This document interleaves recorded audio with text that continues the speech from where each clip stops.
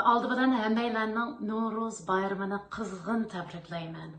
Novruz bayramınlağa mübarek olsun. Yeni yılda baxıt saadet hemeylerge yar bolğay. Ben bugün sizlerinin huzurunlağa bir pədə Uyghur xalq nağdısını sunmaqçımın. Huzur olğaysılar. Assalamu alaikum and happy Nowruz to all. I wish happiness for everyone in this new year. And today I would like to perform a Uyghur folk song for all of you. It's called Meshrep Yok Yerde, or Where There Is No Meshrep. I hope you enjoy.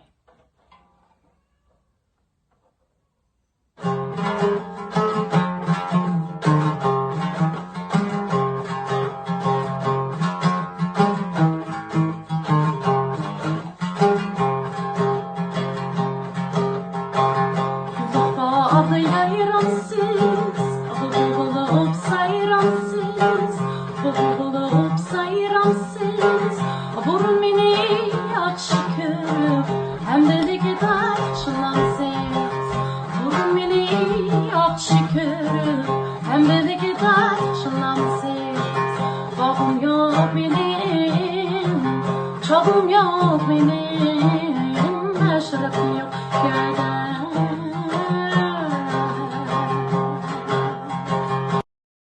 抖音